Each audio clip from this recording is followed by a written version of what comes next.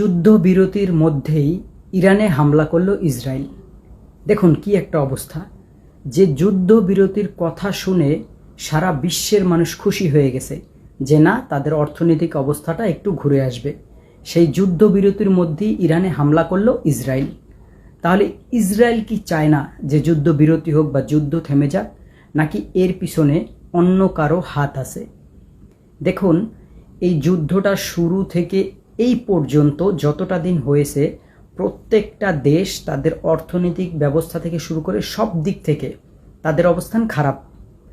এই কারণে সব দেশগুলো চেয়েছিল যে এই যুদ্ধটা যদি থেমে যায়, তাদের সব ধরনের অর্থনৈতিক যে অবস্থা খারাপ সব কিছু ঠিক হয়ে যাবে। শেষ পর্যন্ত সেটাই হলো, যুদ্ধ থামলো।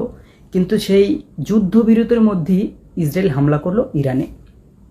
এরপরে ইরান তাদেরকেও পাল্টা হামলা করে ফেলছে, কারণ তাদেরকে যদি তারা মারে, ইরান তো আর তাদেরকে ছাড়বে না। তাহলে আমরা সবাই যে একটা স্বস্তির নিঃশ্বাস, সারা বিশ্ব যে একটা স্বস্তির নিঃশ্বাস নিয়েছিল, সেটা আবারও আপনার অস্থিতিশীল পরিস্থিতিতে চলে যাইতেছে। তাই পুরো বিশ্বর দরকার এখন আপনার ইসরায়েলকে চেপে ধরা, যে যুদ্ধবিরতির ভিতরে তুমি কি করে এবং কেন তুমি হামলা করছো, তোমাকে কে বলছে, যে বলছে ওই ব্যক্তিটাকে খুঁজে বের করা দরকার। আপনারা বেশিরভাগ মানুষই জানেন যে কথাটা কে বলতে পারে।